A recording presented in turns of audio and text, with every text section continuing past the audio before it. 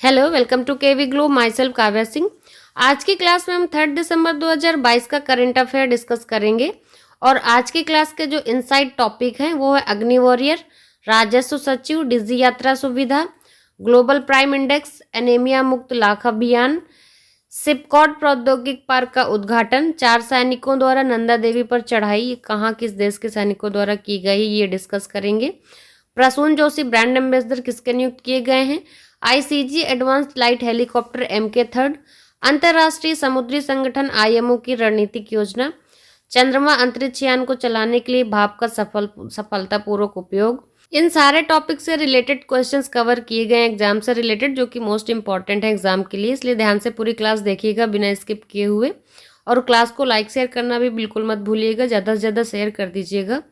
Class start करने से पहले आपके लिए एक क्वेश्चन है, भारत दुर्दशा के लेखक निम्नलिखित में से कौन है। तो 4 इसमें राइटर दिए हुए हैं। इसका सही आंसर आप लोग कमेंट बॉक्स में कमेंट करके ज़रूर बताइए।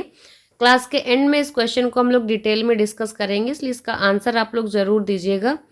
स्टार्ट करते हैं आज की क्लास। पहला क्वेश्चन है, हाल ही में किस देश के 4 सैनिकों ने नंदा देवी पर चढ़ाई की है। तो इसका सही आंसर है ऑप्शन ए अमेरिका। अमेरिका के 4 सैनिकों द्वारा नंदा देवी पहाड़ पर चढ़ाई की गई है। उत्तराखंड में भारत अमेरिका के संयुक्त सैन्य अभ्यास युद्ध अभ्यास के 18वें संस्करण के दौरान, मैंने कल की क्लास में आपको पढ़ाया था कि भारत और अमेरिका के बीच युद्ध अभ्यास हो रहा है। युद्ध अभ्यास इसका 18वां संस्करण है। इसी के दौरान पहली बार 11वें एयरबोर्न डिवीजन के 4 अमेरिकी सेना अधिकारियों को भारत की दूसरी सबसे ऊंची हिमालयी चोटी नंदा देवी पर पदोन्नत किया गया। ये आप ध्यान रखिएगा कि ये जो नंदा देवी चोटी है, ये भारत की दूसरी सबसे ऊंची हिमालय चोटी है। Captain Cerruti, lieutenant Russell, lieutenant Brown और लेफ्टिनेंट हैक युद्ध अभ्यास के दौरान हिमालय में पदोन्नत होने वाले पहले 4 अमेरिकी सेना के अधिकारी बने हैं। नेक्स्ट, किस राज्य के मुख्यमंत्री ने हाल ही में सिपकॉट प्रौद्योगिक पार्क का उद्घाटन किया है। तो इसका सही आंसर है ऑप्शन ए तमिलनाडु। तमिलनाडु के मुख्यमंत्री इस समय MK स्टालिन। इन्होंने तमिलनाडु के पेरम्बलूर जिले के एरायूर में एक औद्योगिक पार्क का उद्घाटन किया है। उन्होंने फिनिक्स कोठारी फुटवियर पार्क की आधारशिला भी रखी। तमिलनाडु के राज्य उद्योग संवर्धन निगम के 243.39 एकड़ के पार्क का उद्घाटन 2022-23 के बजट सत्र में घोषणा के बाद किया। कोयम्बटूर, पेरम्बलूर, मदुरै, वेल्लोर और तिरुवल्लूर जिलों में नए पार्क स्थापित किए जाएंगे। नेक्स्ट क्वेश्चन है, किस राज्य के मुख्यमंत्री ने हाल ही में AMLAN एनीमिया मुक्त लाख अभियान शुरू किया है। एनीमिया मुक्त लाख अभियान को ही शॉर्ट में AMLAN नाम दिया गया है। इसका सही आंसर है ऑप्शन डी ओडिशा। ओडिशा के मुख्यमंत्री हैं नवीन पटनायक। ओडिशा में महिलाओं और बच्चों में एनीमिया की समस्या का पूर्ण उन्मूलन, यानी कि पूरी तरह से इसको खत्म करने के लिए मुख्यमंत्री नवीन पटनायक ने राज्य में एनीमिया मुक्त लाख अभियान शुरू किया है। राज्य ने लक्षित समूहों के बीच एनीमिया की त्वरित कमी के लिए एक बहुआयामी दृष्टिकोण तैयार किया है। यह कार्यक्रम राज्य भर के 55,000 सरकारी और सरकारी सहायता प्राप्त स्कूलों और 74,000 आंगनवाड़ी केंद्रों में शुरू किया जाएगा। नेक्स्ट, किस राज्य सरकार ने प्रसून जोशी को अपना ब्रांड एम्बेसडर नियुक्त किया है। तो इसका सही आंसर है ऑप्शन सी उत्तराखंड। प्रसून जोशी को उत्तराखंड सरकार ने अपना ब्रांड एम्बेसडर नियुक्त किया है। उत्तराखंड सांस्कृतिक विरासत को प्रोत्साहित करने के लिए ये लेखक एवं गीतकार पद्मश्री प्रसून जोशी को ब्रांड एम्बेसडर बनाया है। लेखक एवं गीतकार हैं, पद्मश्री से सम्मानित हैं। सचिव का संस्कृति एवं धर्मस्व हरिचंद्र सेमवाल की ओर से इस संबंध में आदेश जारी किए गए। संस्कृति निदेशालय की ओर से पद्मश्री प्रसून जोशी को राज्य का ब्रांड एम्बेसडर बनाने का प्रस्ताव शासन को भेजा गया था। क्लास अच्छी लग रही हो तो क्लास को ज़्यादा से ज़्यादा शेयर जरूर करते रहिए आप लोग, और इन क्वेश्चंस को आपस में शेयर करके एक बार इनका डिस्कशन जरूर किया करिए। जो लोग भी किसी भी एग्जाम के लिए करंट अफेयर प्रिपेयर कर रहे हैं, जिससे आपका रिविजन भी होगा और साथ में सारे क्वेश्चन आपके बेहतर तैयार भी हो जाएंगे। नेक्स्ट, ग्लोबल प्राइम इंडेक्स में मुंबई कौन से स्थान पर रहा है। तो सही आंसर है ऑप्शन है 22वें। ग्लोबल प्राइम इंडेक्स में मुंबई 22वें स्थान पर रहा है। प्रीमियम आवासीय संपत्तियों की कीमतों में सालाना बढ़ोतरी को आंकने वाले वैश्विक सूचकांक में मुंबई 22वें स्थान पर पहुंच गया है। संपत्ति सलाहकार फर्म नाइट फ्रैंक ने एक रिपोर्ट में जानकारी दी। नाइट फ्रैंक की तरफ से जुलाई सितंबर तिमाही 2022 के लिए तैयार प्राइम ग्लोबल सिटी सूचकांक पर आधारित ये रिपोर्ट, इसमें कहा गया तिमाही में मुंबई के अलावा बेंगलुरु और दिल्ली में भी आवासीय संपत्तियों की औसत कीमतों में वृद्धि दर्ज की गई है। नेक्स्ट, हाल ही में ICG advanced light helicopter MK-3 कहाँ कमीशन किया गया? सही आंसर है ऑप्शन बी, चेन्नई।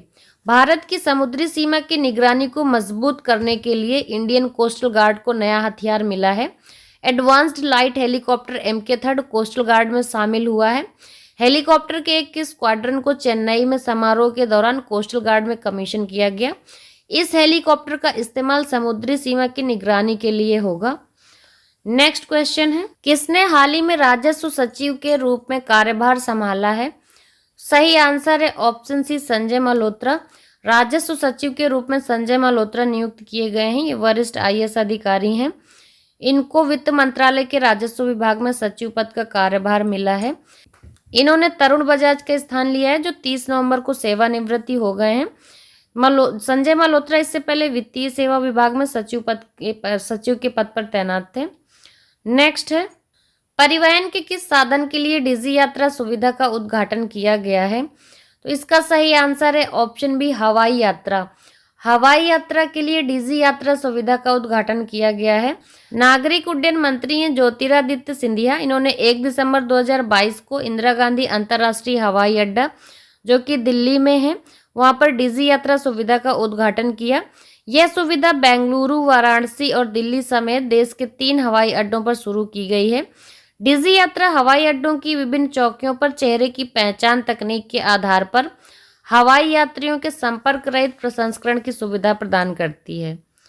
नेक्स्ट, किस राज्य ने अपने GSDP को दोगुना करने के लिए लक्ष्य को प्राप्त करने के लिए प्रबंधन परामर्शदाता मैकिन्से को काम पर रखा है? सही आंसर है ऑप्शन सी, उत्तराखंड। उत्तराखंड ने अगले 5 वर्षों में अपने सकल राज्य घरेलू उत्पाद यानी कि GSDP को दोगुना करने के लक्ष्य को प्राप्त करने में मदद करने के लिए एक वैश्विक प्रबंधन सलाहकार मैकिन्से को काम पर रखा है। यानी कि ये जो मैकिन्से वैश्विक प्रबंधन सलाहकार हैं, राज्य का अगले 5 वर्षों में 15% CAGR हासिल करके GSDP को 2.73 लाख करोड़ से बढ़ाकर 5.5 लाख करोड़ करने का लक्ष्य है। मैकिन्से ने सशक्त उत्तराखंड मिशन के तहत राज्य सरकार के साथ 2 साल का समझौता किया है। नेक्स्ट क्वेश्चन है, अग्नि वॉरियर भारत और किस देश के बीच आयोजित एक द्विपक्षीय रक्षा अभ्यास है? इसका सही आंसर है ऑप्शन है, सिंगापुर। ये अग्नि वॉरियर एक रक्षा अभ्यास है। ये द्विपक्षीय है, यानी कि 2 पक्षों में आयोजित होता है। ये भारत और सिंगापुर के बीच आयोजित होता है।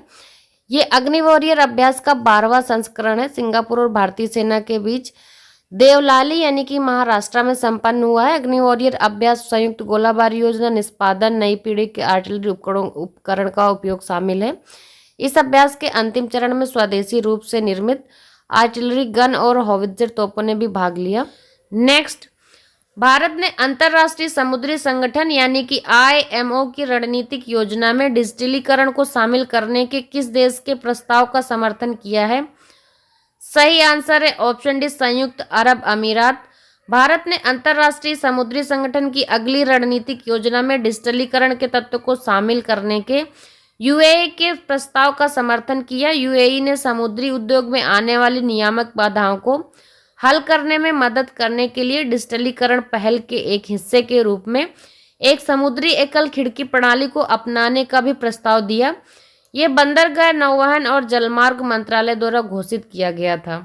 नेक्स्ट, किस देश ने चंद्रमा अंतरिक्ष यान को चलाने के लिए भाप का सफलतापूर्वक उपयोग किया है? तो इसका सही आंसर है ऑप्शन डी, जापान। जापान की अंतरिक्ष एजेंसी है जाक्सा ने घोषणा की है कि उसने अपने अंतरिक्ष यान को चलाने के लिए भाप का सफलतापूर्वक उपयोग किया है, जिसे नासा के ओरियन अंतरिक्ष यान पर पेलोड में से एक रूप में लॉन्च किया गया था। जाक्सा के अनुसार यह जल प्रणोदक प्रणोदन प्रणाली यानी कि वाटर प्रोपेलेंट प्रोपल्सन सिस्टम का उपयोग करके निम्न पृथ्वी की कक्षा से परे दुनिया का पहला सफल कक्षा नियंत्रण है। क्लास के स्टार्टिंग में आपसे क्वेश्चन पूछा था मैंने कि कि भारत दुर्दशा के लेखक निम्न में से कौन है, तो इसका सही आंसर है ऑप्शन बी भारतेंदु हरिश्चंद्र। भारतेंदु हरिश्चंद्र आधुनिक हिंदी साहित्य के पितामह कहे जाते हैं।